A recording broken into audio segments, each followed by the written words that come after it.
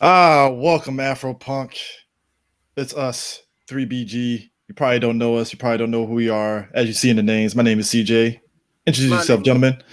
my name is D, and when I brought these brothers together, I said, "Let's talk about movies." This dude below me right here. Yeah, it says DJ, but he is a DJ. Isn't that right, DJ Sue? And that, ladies and gentlemen, that is I our would love, dynamic. That is our dynamic in a nutshell, right there. It's just like I would it's love, I would perfect. love, I would love for like one day we're gonna do it one day. It's gonna be DJ Sue every 5 seconds. Like, hey, that right, DJ. She fucking fuck. Fucking Dougie Fresh over here just Then all of a sudden, then all of a beatboxing. sudden, I know. then all of a sudden, Chris is saying something. Here's Aaron. Aaron, that doesn't make any sense. Nigga, I know. I no no, no, longer no, hold talk. on, hold on. Beat it down. I, Give me head, nigga. no, so that's what it is. The I no longer talk. I Oh communicate. God. I Here's the communicate thing. through DJ scratches. I think those characters on cartoons are hilarious, but real talk, and I'm glad Gumball said something. Their lives are living hell. No one understands. So we are here. I like to say we're here to talk this panel. We're talking about kind of like black media consumption and kind of like how Hollywood plays a part in it. And this Mhm, came because of Lovecraft Country and me and D having a long length discussion about it like offline. This is like around episode 1 or 2 we were talking about it, mhm. and before Sue jumped in, and my perception of that show and then seeing online discourse surrounding this stuff, it was like night and day. And I know we as black folks, we're not a monolith. Everybody has a different opinion. But like everything that I saw in Lovecraft Country indicated how Hollywood reacts to like black media. Like if it ain't hitting a certain level, then they don't get another season or you don't get another movie and that kind of stuff. And I don't know. And I kind of felt that kind of reflects how we hype up a movie and Yeah. consume it and stuff. And I never see that in certain instances, like for instance, me and Sue watches Empire, right? I never really saw and never felt that show was do or die. Like if they don't watch it, they ain't gonna get another season. That show got like 6 seasons. But you It know what? probably would have went. It probably would have went longer if somebody didn't decide to commit career suicide. Yeah. That's a Look, different. Yeah. look, man. Look.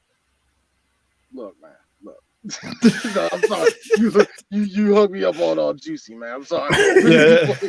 Oh, but it's funny. It's not even that. It's the hype that we get. And here's the thing. The first panel that we ever had was at Magfest. And it was Magfest what, 2002? I mean, 13. Yeah. 2013. 13. Anyway, um we said it was us being sarcastic saying that black people don't like Star Wars.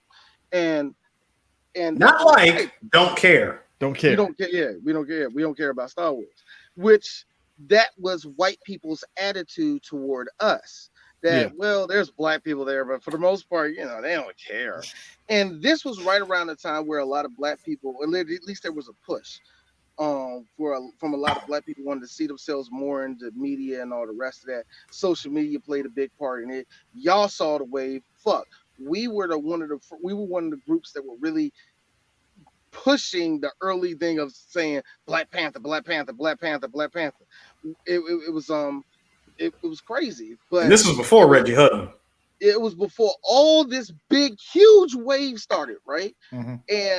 And white people were just like, wait a minute, are you serious? And so you mean my boy Delonte? You mean to tell me he actually likes Dragon Ball? Nigga, I got a Goku shirt.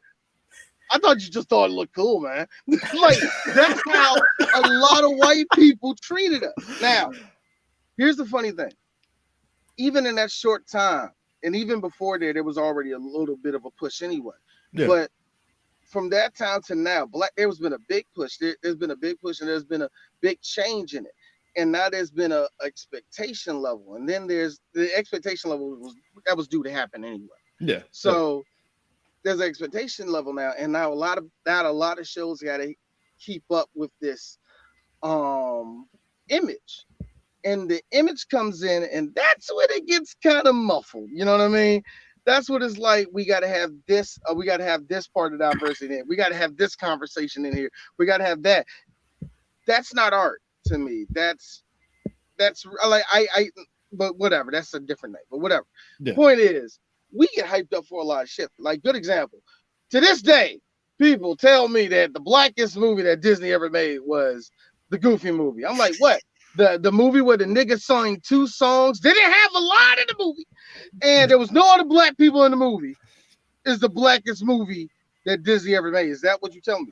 I will say, fuck up. I will say that was the blackest part of the movie. That was the blackest part. I think it's because you know what it is too. You know what it is.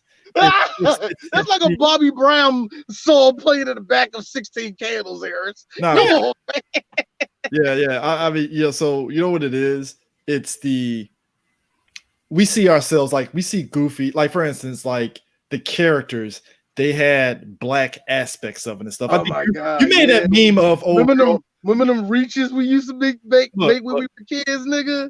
It was like, I mean, think about it. You talk about an era which, I mean, we all had the posters that saw that pictures of like Taz and Bugs Bunny looking like crisscross and all that stuff, and we seen the Disney characters dressing up ethnic black. Ethnic black. I don't know black. Good Lord. Ethnic black. That's what the Caucasian whites say. Yeah. But every hood spot we know in this area had like a variation of Mickey Mouse and Minnie Mouse looking hood and stuff. And I'm like, all right, fine, whatever, right? And I think that's what kind of keyed in on when you look at Goofy movie. Like, for instance, D did a meme of the chick that was talking to Max outside the school, like during that whole singing thing. And I'm like, that looks like something a black chick would wear. Yeah. Huh. Maybe it is black movie. Maybe. You know what? And hold up, and then make it worse, CJ. She was light skinned with blonde hair. I know that's the thing. It's like maybe she is black. Okay, there's a possibility that this could be a black movie. Could be. And I felt bad for Max because I was like, bro, you just got hit on by a light skinned chick with blonde hair. Even if she didn't give you her number, she's not gonna call you back. Yo, nigga, Alexis Fields just hit on you, my nigga. Say something, dog. I mean, and even I think we talked about it when we did the Goofy movie. It's like even Pete's demeanor and how he treats his kid. I was like, that's some black fucking people shit right there. No. Look. I changed that. No, that's good old abusive white father. Okay, fair enough. Fair enough. Pete. No, everything. But no, I mean, it's no reason homo. I mean, it's weird. Yes! We know Pete did. Don't Afropunk. You know he did. But I mean, we died between that and then I was like, wasn't Lion King the blackest movie that we would? Yeah. So it's like, but that's just off of the fact that the backdrop for Lion King was Africa and it was Hamlet for animals. Yeah. But you know the thing that always upset me about that movie was the fact that Simba was a white boy. That always upset me as a kid. Upset me as a kid. Yeah. And and it's with all the Disney live movies, and it's like, oh man, now it's gonna be Donald Glover. D, how you feel about that? I don't. I love you, Donald, but okay. It's like here's me. Hey, you like this? Black power. D, that was you. Here's me. We're about 20-something years late, but better late than never, I guess. I mean, 1995 D. Check this shit out. What? I mean, they had Jason Weaver doing the singing in the original Lion King movie, and it was weird because I remember he did. But he wasn't good enough to act. But that was the thing. That was the thing. His mom negotiated to try to get him. The key thing about that is he got the last laugh because he was one of the last people during that era to get residuals off Disney movies because his mom finessed the fuck out of that shit. Was like, all right, you ain't gonna have my baby singing. All right, I have my baby acting. All right, cool. Can you get some residuals off this movie? I hope Natalie Cole did that. I mean, hey, look, that was. I hope a couple of us did that. I heard about that. I was like, yo, Jason Weaver didn't act like damn. They got his ass for singing. He could sing his ass off. Be a mighty king. There, that nigga. yeah. But anyways, going back to it though, Lovecraft Country was the one that really kind of hit me because like there were times like we were doing I would say maybe the first 3 episodes. it's like we were like, I felt we were hard on it, but I was like, no, we have to be hard on this because like I feel some people kind of had the kid gloves off on it a little bit, just like, it's fine, it's great, guys. It's like, here's the funny thing, Chris. The more and more I think about it, it's I'm mad, but I'm more mad at how the system of all this works, because what we have noticed with a lot of people seeing these images and really like, all shock and awe with this shit is that there's a big fucking failure in the school system.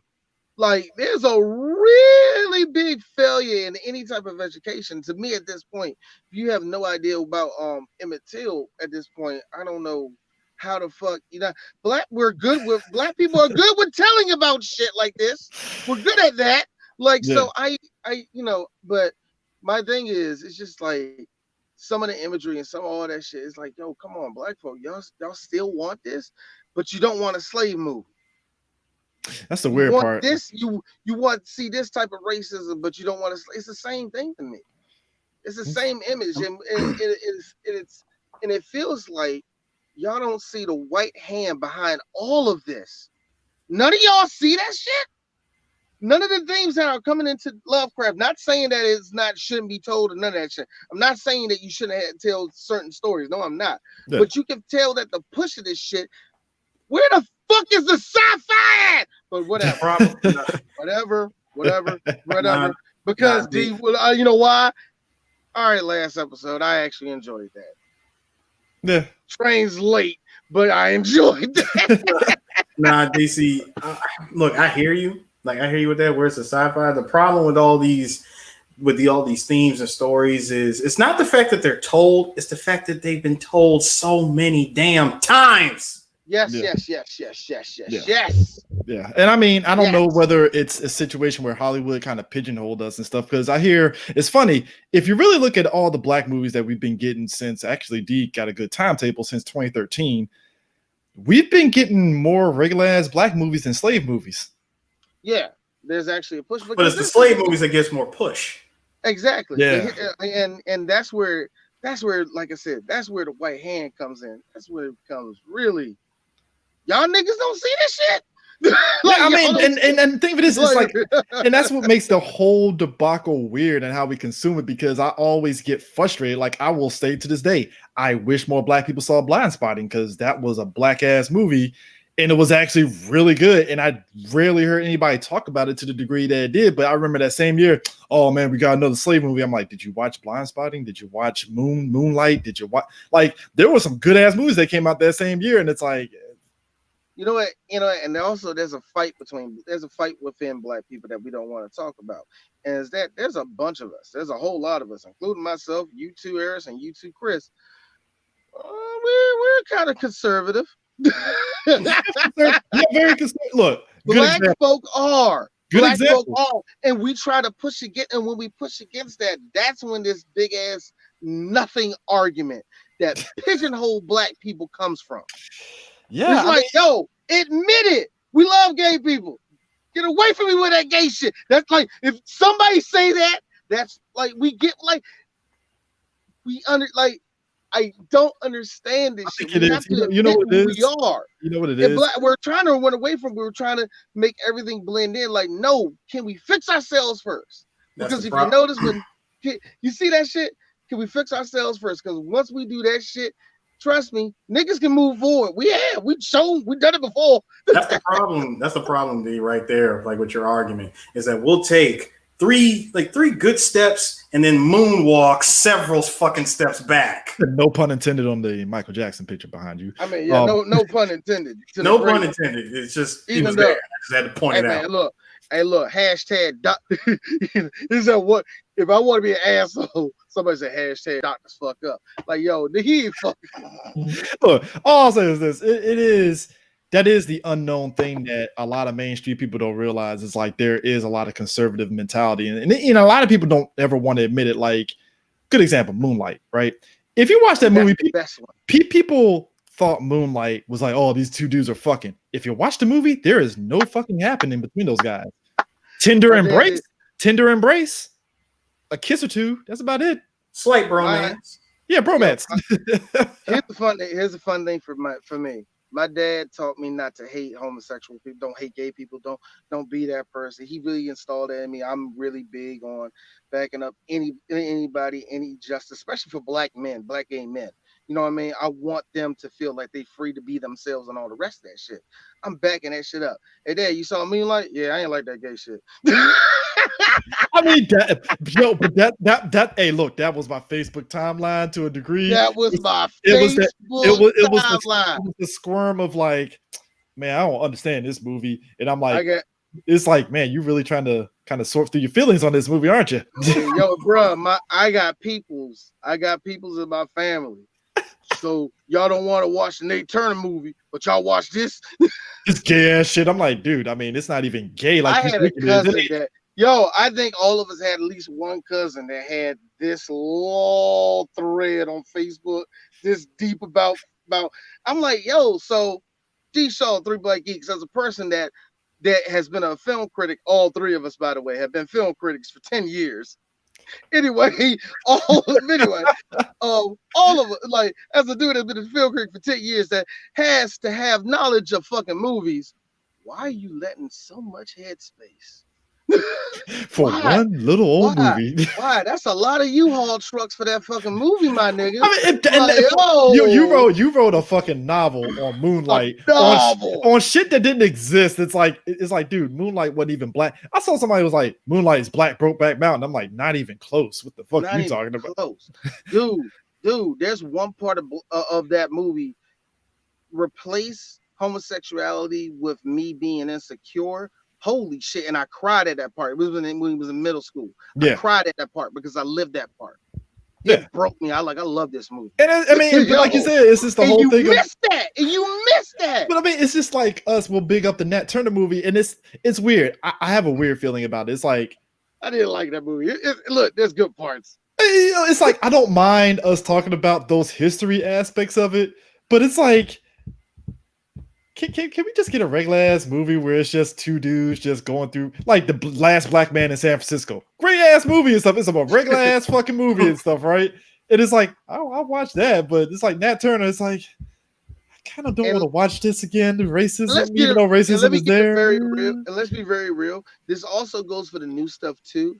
And I'm not saying don't give me shit like woke. Woke is funny. Yo, woke is fucking. Woke is funny. That's original. It's creative. All that shit. We're not saying that's the main thing I wanted people to understand especially when it comes to any criticism we say. We're not saying don't make that shit. You can't do nothing with slavery or shit like that. Come on, do something else. Come on, black folk. We're great at this shit. You know how many black sci-fi novel people that we talk to, in real talk, I can't remember their names, that we gotta be honest with you. I'll watch there are so many of them, man. Look, I will watch a balling ass fucking George Washington Carver movie where he invents the peanut. Give me an hour and a half of that shit. I'll watch it. Yo, give me a movie where the two first niggas that make it to Canada, it has to talk to all the white people, but make it like a comedy where everybody's talking French. Ronald and John made it out of slavery, but now I was like, no, you can't do it. Now they're in Canada. What I would like to see. But now they're about to since you mentioned like science fiction, black science fiction, and all that. Yes, sir. You know what I would really like to see. I would like to see a black Blade Runner. I can't wait for black people to really flex their That's what I'm saying. I'm not saying remake Blade Runner, but I'm talking about get on this level of science fiction and just all black cast. You're not pushing no agendas. You're not trying to put out no statements and nothing like that. You're just telling a story. Yeah. Well, I mean, that's my thing. It's like how much of that is Hollywood? Like, kind of like, I don't know if we should do that, and yet you'll give somebody like fucking Josh Trank any old fucking movie and just like really, you gave him all this movie, but a black person doing, like you said, a black Blade Runner, we can't get that shit. Like, what the fuck, here's the funny thing. Could you imagine Akira being told from a black perspective? Nigga, I'm trying to write that right now, but I can't think of where to start.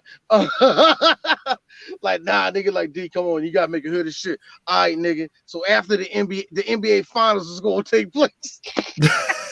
See, But and, anyway, that would have been my first problem. Like, why we gotta do some black shit, dude? like, come on, why we gotta do some black shit? But nigga, look at the next scene with the dirt bikes.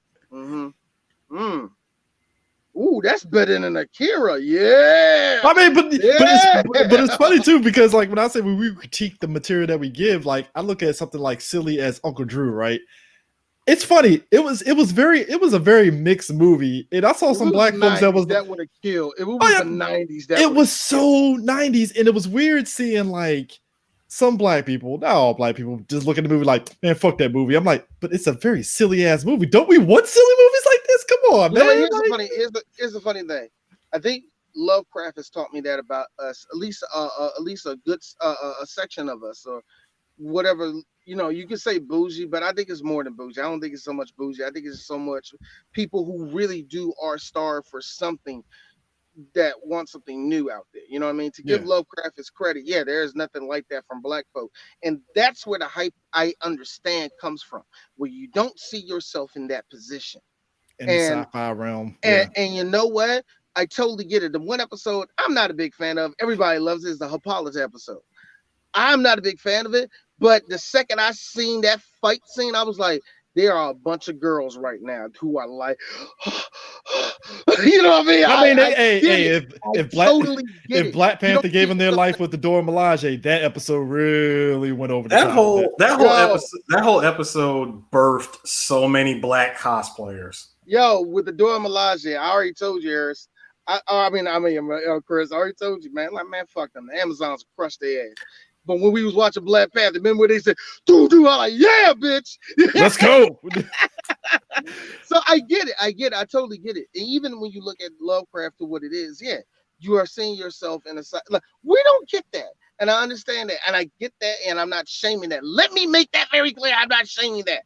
I'm looking at all the motherfuckers who are feeding the white folk right now. And you know what I'm fucking talking about. And that's probably why, like, even with, because I mentioned the whole thing with the cast and stuff, I think that's the appeal for Black Lightning, for instance, right? I know some people that tapped out of that show after the second season because they couldn't get with some of the blaxploitation aspects of it. But like, if you know the writers, I like the second season better than the third. No, I know that, but like, trust me, we're gonna be doing that. But like, I get that because there's it's a certain degree of like when you watch Arrow and Flash, you expect that level of Black Lightning. But like, if you know the writers of Black Lightning and they're black, that's what they were going for. Black Lightning. No, we're gonna go blaxploitation. So I understand why people tapped out of it, but I think the appeal of that movie is the show mainly is the cast, and I think that's also another thing that goes into our support for a lot of material is like the cast and our love for them more than anything else, because it supersedes the quality more than anything else. Let me make it very clear. I told everybody that when we did Lovecraft, and I will continue to tell everybody that, is that I absolutely have loved everybody that is cast in that show, even the white folk. I do. I think it was cast properly and all that shit, and even down to the acting. Black folk, y'all need to wake up. I'm saying this to a different audience. If you look back from 2010 on down, when it comes to black movies, even the cheap ass ones, I'm talking about the real ratchet dirt ones on Netflix, all that shit. If you look at black people in the full spectrum, acting wise, we put 100% in it, even if it's shit. Yeah. We cook with we're like, I understand. Yeah, we eat chitlins, nigga. Like what? Like, man, this motherfucking camera dusty. This performance ain't about to be nigga. Sometimes as me and D talked about A Fall from Grace, the acting is but they try. No. Even in Tyler Perry failing, he was still LeBron dumping 50 points on everybody and winning the game. I don't know how Tyler did it. Bad wig 3. It's like, we're gonna do this. We're gonna do this all day, you know. And I mean, hey Tyler, you want to do it again? The fuck is take 2? No, but I mean, for you guys, like, what do you think it's gonna take? Because I know, as much as we say we should be able to make our stuff without worrying about the white lens, I feel we're kind of put in that bubble where we have to kind of take that into consideration, and it sucks a little bit. And I know a lot of people don't want to hear that, but it's like, you kind of have to, unfortunately, because that's the maneuvering that you kind of have to and stuff. Unless, like I said, unless you were working under a Tyler Perry, then he'll let you do whatever the hell you want, kind of thing and stuff. But like, I don't know. I feel that's a debacle that we're kind of in terms of the media and what we're doing. So it feels like Hollywood kind of has us by the vice grip and was like, you better support it or else, you know. The problem, well, CJ, the problem with that is there's only one Tyler Perry, and then there's all of Hollywood. Yeah, yeah. And, I mean, and here's the funny thing about media when it comes to black media, outside of, and I'm just being real, outside of Radio One, centric. Centric. But you see what I'm saying? Yeah. Outside of Urban One and even, but BET's not even Viacom. That shit's Viacom as Yeah, fuck. that's You see what I'm saying? Black people, we don't own the media. Yeah, we only got we only got Oprah's own centric. But I think Bounce Centric is owned by. I know Bounce is owned by who owns Bounce? Isn't Bounce Somebody black? It is. I don't know. Bounce. Okay, I know for a fact Bounce at least. Centric, I'm kind of like I don't know. I don't know. Bounce isn't. Bounce isn't. It's two white guys that own it. Ah, damn it. Yeah, because I remember that. But they did just praise that they've been on the air for that long, and they're committed. Look, they're white guys. Like, look, we love you, black people. We're committed to diversity. Awesome. We are committed to putting all your shit out there. Oh my God, we just got reruns of what's happening now. Oh my God, you know how long I've been waiting to get the rights to this shit?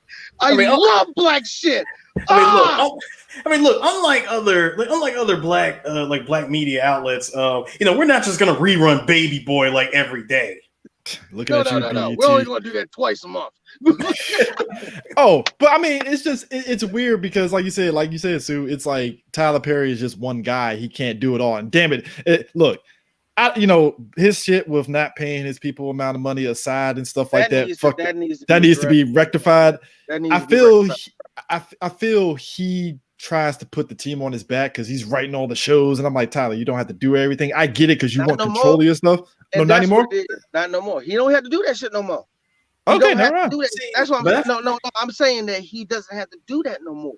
But he doesn't. He still runs like he's still running a play.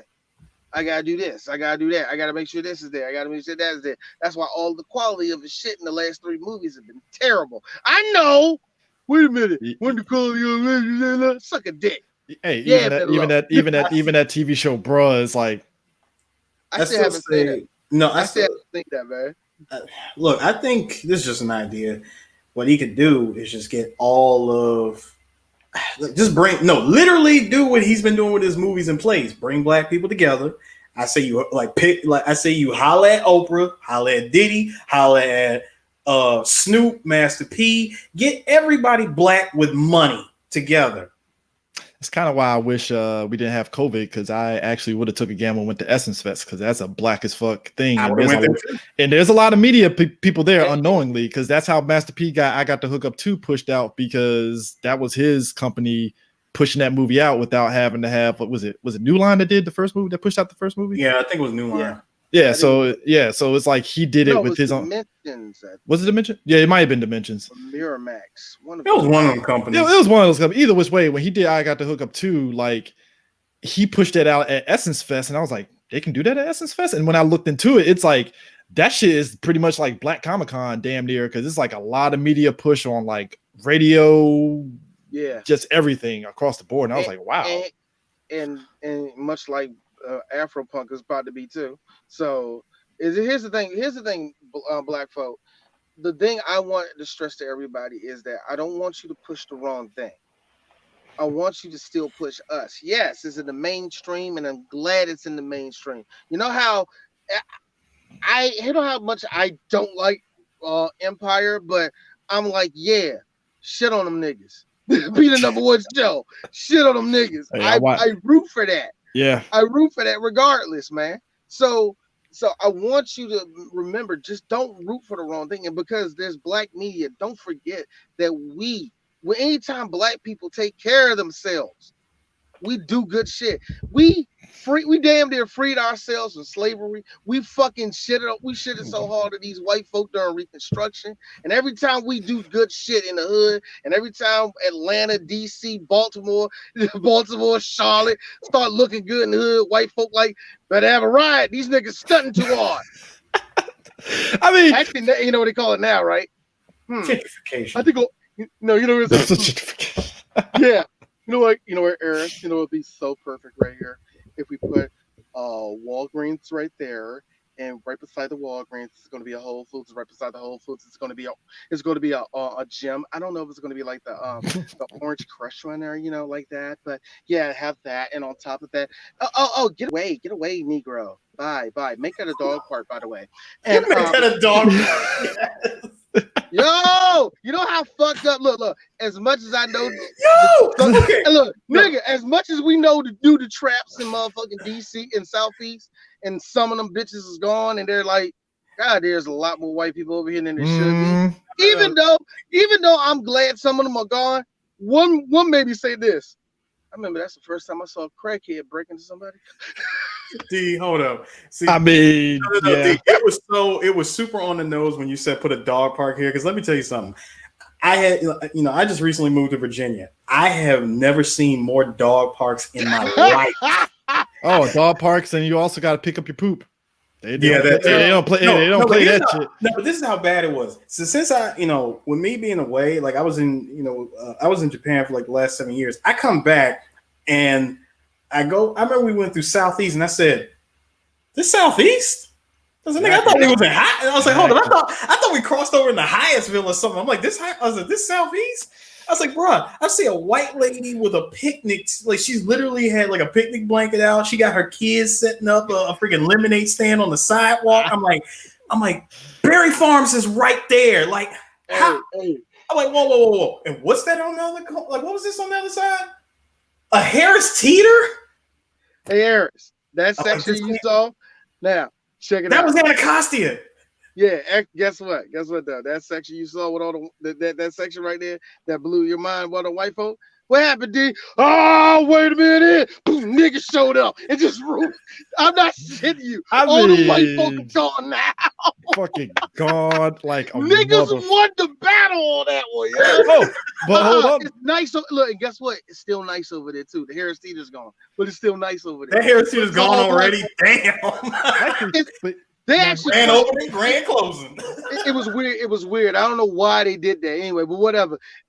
It's still nice over there now. You see, and that's stupid, man. Because like I said, when black people, when we start caring for ourselves and doing for ourselves and pushing ourselves forward, do you know how much shit that we get done, and we just get everything rolls over? So I just want people to realize we gotta support ourselves in this shit. My thing man. is this. So this has been a fear, and it's probably been a fear in y'all guys' back of y'all heads too. So I feel, again, with Hollywood, you like all the good stuff they do, but then there's ulterior motives. And I always sit there and say, when is it going to end up being a situation where eventually black stuff goes from being a fad to, all right, we gotta shift focus to something else, and we get pushed to the wayside? Like, is that that's a fear for me, where I'm just like, oh boy, here we go. No, it's already happened, D. I'm sorry, CJ. It's already happened. You want to know how it happens? When black tragic news is dry, black media gets pushed to the side. Oh yeah. For just for the time, but it doesn't take long. Unfortunately, it does not take long for one innocent black life to be ended, and then, all right, time for us to make a movie about them. Which I'm just like, why do we like? Look, which I like the hate you give. I from my understanding and stuff, the book is great. The movie was a little on the nose and stuff, but I get it. Too on the nose. Very on the nose and stuff. Like I said, it's a good movie, but it was very much on the nose. Yeah. But it was just like, it was on the nose. And it's kind of like when you watch, like, good example and stuff, because I don't mind if you want to put like a message in there, right? I look at something like Get Out, right? What I loved about Get Out is that everything about it felt natural with the message. Like, the dude was like, I would have voted for Obama 3 times. I know white people like that. I know white people like that supremely. That was way too on the nose. I mean, it was like, what? Like, okay. And just everything about the mannerisms and what was happening and stuff, it was on point. But then you get, I'm trying to think of another movie that was just beating you over the head. I'm trying to think. Beating you over the head with its message. Yeah. I'm trying to think. I would say They Hate You Give to a degree. Maybe. Mm-hmm. I would probably say that to a degree because it's like, I don't mind. Actually, you know what? See, I would say no. Lovecraft Country. Lovecraft Country in the early episodes kind of was. Yeah, the first 3 to 4 episodes, they were definitely beating you over the head with his message. I'm like, then they tried to sneak it back in with the with the two racist white cops putting that casting a spell. Oh, I'm talking about when they cast a spell on D. Yeah, I mean, but that was my thing because it's like I don't mind if it's a situation where you want to put a message. Let me be clear. Like, I'm not saying you shouldn't put a message in your movie. Put a message in your movie. I just think if you're going to do it, it shouldn't be a gotcha kind of thing. Because that kind of fucking annoys me and stuff. And that's why I always felt like, because I had a moment where I was watching a bunch of movies from the 90s. Like, I watched Strictly Business. Very silly ass movie. And it was just like, it was kind of like a relief of just watching a movie that didn't have a message and stuff. And it was just, just people on the up and up just doing crazy stuff in the storyline. Tommy Davidson being the best friend and Halle Berry being the love interest. And it's like, oh, this is actually pretty dope. Well-established black men trying to buy a building. And it's like, oh, I missed this. Even Boomerang didn't really have a message. It was just black people doing regular ass shit. It didn't have a message, but I've argued this statement several times. Boomerang was just a black movie that had a happy ending no matter what. It was basically like a typical, if you put white people in, it was like a rom-com basically. And I think that's what we did already. Remember there was that that's right. It was the movie that we refused to do a review for, Aspen Extreme. That was White Boomerang.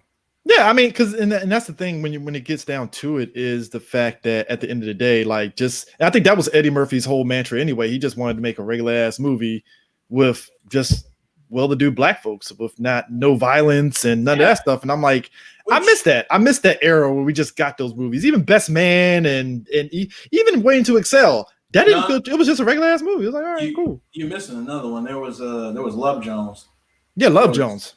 Like there was no violent crimes, nothing like that. It was just a regular black movie. And I'm not saying you can't have your hood movies. I mean, hey, do it and stuff. It's just it just felt like in the 90s, and I think that's why we revere the 90s so much, because it felt like you had that balance of everything coming out.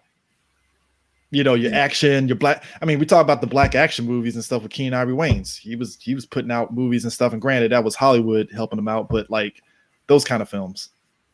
So Hollywood tends to ride that damn rodeo show when it comes to Keenen Ivory Wayans just a little too much. He puts out two good parody comedy movies, and they ran that damn satire into the ground. And that's my thing. It's just like that aspect of it and stuff. I miss that, and I don't know whether that's just the case of we ain't gonna never get that back or not, but. Who knows? It's possible we can get it back, but I feel we can only get it back without the influence of Hollywood.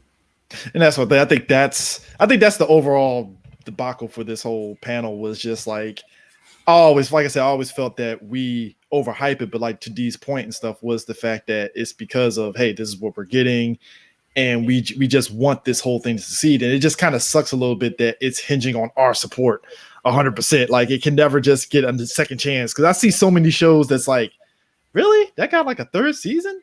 How? Right. The ratings weren't there. And it got a third season. Meanwhile, Black Show get one season. The Wayans brothers couldn't even get another season to finish out. It's like couldn't even get a final episode. Couldn't get a final episode. It's like, damn, like really? Like, and it's just, and it sucks because I think if Wayans brothers came out now, it'd probably been able to finish out on Netflix or something like that. It sucks because, like I said, that's one of those comedies that's low key. It was low key great, and it's like, I don't know, man. Seeing how Netflix has been so quick to cancel shit lately, and I think that ties into Hollywood too. It's just I have this innate fear that it's like we're a gimmick for Hollywood and certain studios, and sometimes it feels blatant. And other times it feels it's very genuine. Like I look at Marvel and when they did with Black Panther and stuff, I felt that there was a sense of genuineness to it and stuff, because I felt they was like, all right, we can't fuck this up, because if we put out a half-ass Black Panther, motherfuckers will come for our necks, you know. Especially all us Black people like showing up in damn dashikis and shit. Look, man, that had to be quite possibly. And I saw Black Panther like 4 times that weekend outside of the screening that we went to, and just seeing that was just amazing. And I don't think you would have gotten that if the movie was like garbage. Maybe you would have gotten it if, you know, opening weekend, even if the movie was mid as fuck, you know, but it wasn't, thankfully. But still, it's just, you know, and you turn around and you see another studio that's like, hey guys, we'll get Cyborg a movie. Why? Like, yeah, now that's funny. Cyborg gets his own movie. We question why. See, I say why because it just feels like, hey, he's Black, give him a movie. I'm like, I'm not saying you shouldn't, but like, I don't trust that you're gonna do right by the. Well, hold on. Well, no, hold on. See, I won't say why. I will ask this question: is John Sipper Jr. writing it? Yeah, that's my thing. It's like who do you have behind it? Because even when they announced Black Panther, it was like, all right, who you get directing it? Because that matters more than anything. Who's going to be a production designer? You get Ruth, what's her face, doing the costume designing. Like all those little intricate pieces matter and stuff. And like when Anthony Mackie made that statement about like, yo, like it's about more than just giving us a Black director. Can you get people behind the scenes, like, you know, black key grip? Oh, just a black key grip. It could be a black key grip or something. Just give me like a production that's like full of Black people and stuff. And I think that makes the difference and stuff. And it's not to say that white people can't do the same thing, but it makes a difference and stuff. I mean, think about it. You think about Wesley Snipes wilding out on Blade 3, right? Mm-hmm. You know, and then you think about all the times that he was on a Spike Lee production where he wasn't wilding out. And it's a night and day difference because it's like you're around Black people on Spike Lee production. And then you're doing Blade 3 where the studio is dicking you around on your pay and changing up how much control you have, and you're wilding out for it, and everybody's like, "Oh, the angry Black man." I'm like, no, Wesley Snipes is wilding out. Don't get it twisted. You smoking weed in your trailer all the time, you know. It's like, but if you think about it, I mean, you just said it yourself. He's on a Spike Lee production, right? Yeah, he's on Spike Lee production. He's with his peoples. He's straight. He knows from A to Z how this is gonna go. He's in Hollywood. New Line Cinema is just like, dude, you're going into Hollywood. You literally just open that door and all you see is the freaking swirliness of the Twilight Zone. That's it. Yeah, you know, there's no ending. There's nothing. It's just all right. Where does this go?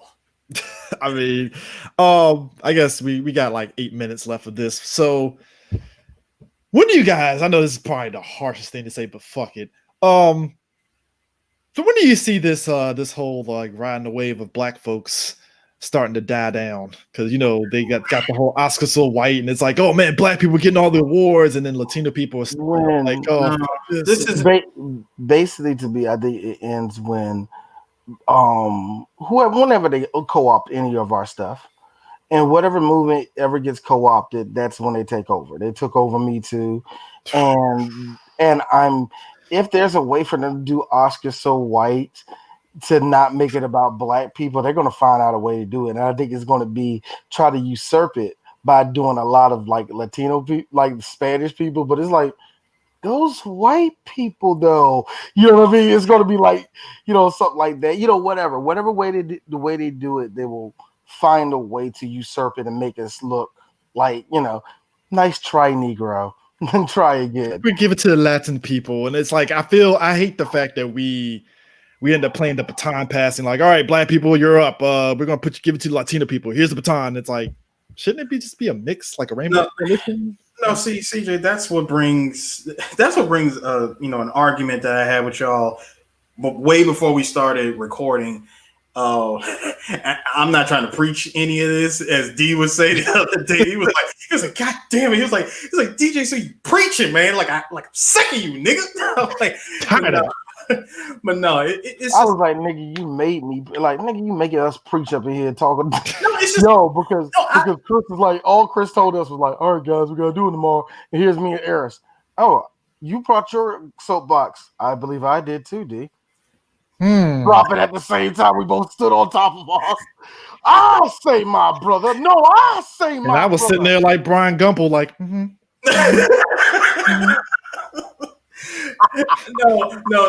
but seriously, I really do have a genuine problem with society and Hollywood and how we are like presented. I mean, why does it always take for any of us, and I say us as black people, why does it just take one of us to die for you to have a fucking HBO special, fucking documentaries, a goddamn movie, all of this fucking fanfare for someone that dies? Why can't we just celebrate? For example, there was like an entire black school where every one of the motherfuckers got accepted into Harvard. Where's the movie for that shit? No, we're not going to get those. I know we're not going too good, too upbeat. But that's the problem. I mean, hell, we can go into the drama of any of the students. You know, I know there was some kind of struggle that they went through just to get into Harvard. But I'm saying, come on. I mean, ain't nobody died. That's the problem. Look here, Eris. You gotta understand. We got a new show for you. We got a new movie for you. Think about it. It's called Earl, Cornbread, and Me. What you think about that? Please stop it. No, I'm really being serious. They shot Cornbread. He didn't even do anything. Shut up, CJ. I'm sorry. That is look. That is quite possibly. It went from feel good movie to wow. They shot a black man for no fucking reason. And if you watch that today, it hits so home so hard. Yeah, it's like, why? Here's me.